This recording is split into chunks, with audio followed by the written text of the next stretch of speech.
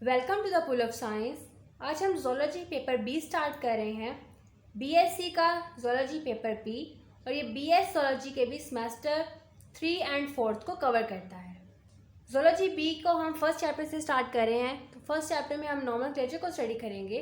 Zoology ए में से अगर आपको कुछ टॉपिक रह गए हैं या कोई चैप्टर रह गया है तो आप नीचे मेंशन कर दीजिएगा। तो चलिए टॉपिक स्टार्ट करते हैं। नॉमेनक्लेचर।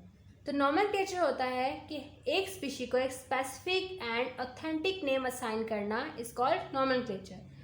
अब क्वेश्चन ये पैदा होता है कि नॉमेनक्लेचर की ज़रूरत जो है वो क्यों पेश आई, ऐसी क्या वजह थी कि ऑर्गेनिज्म को एक ऑथेंटिक नेम देने की ज़रूरत जो है वो पेश आई। तो फर्स्ट हमारे पास ये प्रॉब्लम है कि बहुत सी स्पीशीज़ के कॉमन नेम जो है वो कंट्री टू कंट्री वेरी करते थे।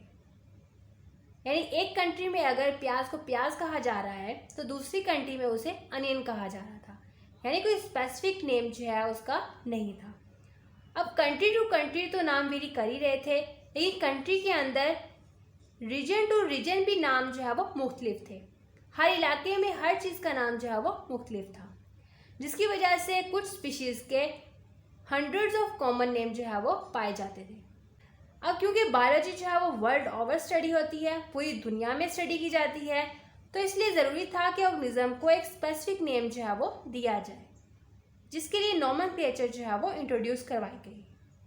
सेकंड प्रॉब्लम ये थी कि बहुत से कॉमन नेम जो है वो यूज़ हो रहे थे। किसी भी स्पीशी का एक पार्टिकुलर कॉमन नेम जो है वो मौजूद नहीं था। यानी हर स्पीशी का डिफरेंट ही कॉमन नेम जो है वो पाया जाता था हर इलाके में, हर कंट्री में। इसीलिए सिस्टम ऑफ बाइनोमियल नॉमेनक्लेचर जो है वो इंट्रोड्यूस करवाया गया। इस सिस्टम के अकॉर्डिंग हर एनिमल को दो नेम जो है वो दिए जाते हैं और सिस्टम ऑफ बाइनोमियल नॉमेनक्लेचर जो है वो यूनिवर्सल है। यानी इस सिस्टम के अकॉर्डिंग दिए गए एनिमल्स के नेम पूरी दुनिया में कॉमन है। यानी जिस भी इलाके में जाएंगे, जिस भी कंट्री में जाएंगे, उस स्पीशी का नेम वही रहेगा जो कि बाइनोमियल नॉमेनक्लेचर सिस्टम के अकॉर्डिंग दिया जाएगा। दो एनिमल के बिल्कुल भी सेम नेम जो है सिस्टम के अकॉर्डिंग नहीं होते। हर एनिमल को एक करेक्ट नेम जो है वो दिया जाता है और ये नेम कौन देता है? International code of zoological nomenclature. इसी तरह international code of botanical nomenclature होता है, जिस सिस्टम के ज़रिए प्लांट्स को नेम जो है वो दिए जाते हैं। क्योंकि हम जोलॉजी पढ़ रहे हैं तो हम यहाँ पे international code of zoological nomenclature को ही स्टडी करेंगे। इस सिस्टम के अकॉर्डिंग कॉमन नेम की वजह से जो कन्फ्यूजन पैदा होती थी उससे आराम से जो है वो बचा जा सकता है। अब इस सिस्टम के अकॉर्डिंग कौन से वो रूल्स हैं जिनको फॉलो करके एनिमल्स को एक ऑथेंटिक नाम जो है वो दिया जाता है। तो फर्स्ट है कि एनिमल का जो जेनस होता है वो हमेशा कैपिटल लेटर से शुरू होता है। जेनस यानी जेनरा। तो यहाँ पे एग्जाम्पल है, ह्यूमन की एग्जाम्पल ली है। तो ह्यूमन का साइंटिफिक नेम है होमो सैपियन।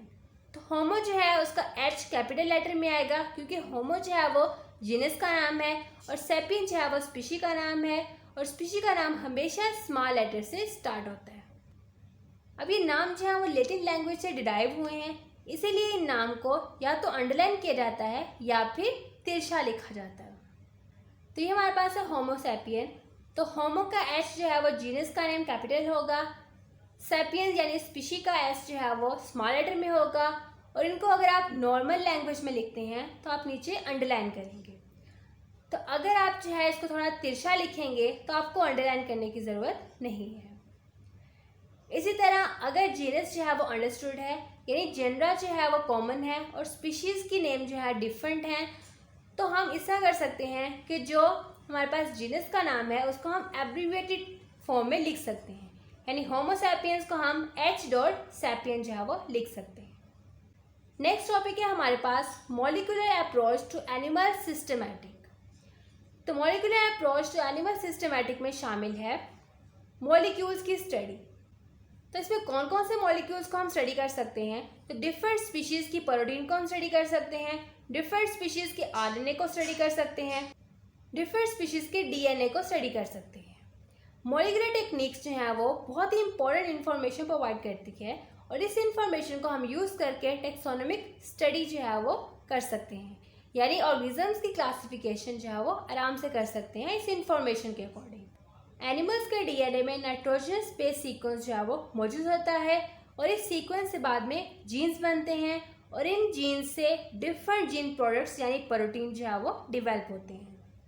इन जीन प्रोडक्ट्स यानी प्रोटीन को स्टडी करके हम एनिमल्स के दरमियान क्लोजनेस जो है उसको स्टडी कर सकते हैं कि एनिमल्स जो है वो एक दूसरे के साथ कितना रिलेट करते हैं। ऐसे एनिमल्स जो आपस में रिलेट करते हैं उनके डीएनए को स्टडी करके उनके कॉमन एंसेस्टर को पहचाना जा सकता है कि कहाँ से इनके अंदर एवोल्यूशन होके आजकल के रिलेटेड एनिमल्स जो हैं वो इवॉल्व हुए हैं। इन रिलेटेड एनिमल्स यानी इन मिलते जुलते एनिमल्स में जीन्स एंड प्रोटीन्स जो हैं वो बहुत ज़्यादा सिमिलर होती हैं। तो इस टेक्निक के ज़रिए हम प्रोटीन में मौजूद अमाइनो एसिड के सीक्वेंस को डिफरेंट एनिमल्स के आरएनए और डीएनए में मौजूद नाइट्रोजनस बेसिस के सीक्वेंस के साथ कंपेयर करते हैं ताकि कांस्टेंट म्यूटेशन रेट जो है वो जाना जा सके। उसके बाद एक डेफिनेशन है मॉलिक्यूलर क्लॉक की। ऑर्गेनिजम्स के कांस्टेंट म्यूटेशन रेट को हम मॉलिक्यूलर क्लॉक कहते हैं। टेक्सोनोमिस्ट जो है मॉलिक्यूलर क्लॉक के जरिए टाइम को एस्टिमेट कर सकते हैं कि कितना टाइम जो है वो पास हुआ है शुरू से लेके कॉमन एंसेस्टर तक। राइबोसोमल आरएनए के अंदर सीक्वेंसिंग जो है ये राइबोसोमल आरएनए की जो तरतीब है उसको बहुत ज़्यादा यूज़ किया जाता है और इसको यूज़ किया जाता है टेक्सोनोमिक रिलेशनशिप को स्टडी करने के लिए। यानी एनिमल्स की क्लासेस के दरमियान रिलेशनशिप को स्टडी किया जाता है राइबोसोमल आरएनए की सीक्वेंसिंग के जरिए। माइटोकॉन्ड्रियल डीएनए की सीक्वेंसिंग को टेक्सोनोमिक स्टडी के लिए यूज़ किया जाता है क्योंकि माइटोकॉन्ड्रिया का अपना जेनेटिक सिस्टम जो है वो मौजूद होता है और माइटोकॉन्ड्रिया जो है वो फर्टिलाइजेशन के दौरान एग साइटोप्लाज्म से पेरेंट टू ऑफस्प्रिंग में ट्रांसफ़र हो जाते हैं और माइटोकॉन्ड्रियल डीएनए के अंदर डीएनए की स्मॉल क्वांटिटी पाई जाती है जो कि आपस में रिलेट करते हैं, मिलते जुलते होते हैं। तो इसी स्मॉल क्वांटिटी ऑफ डीएनए की वजह से हम ऑर्गेनिजम्स के दरमियान रिलेशनशिप को स्टडी कर सकते हैं कि ये एनिमल्स जो हैं वो कितने एक दूसरे के साथ सिमिलर हैं। तो ये सब हमें पता चलता है माइटोकॉन्ड्रियल डीएनए की सीक्वेंसिंग के जरिए।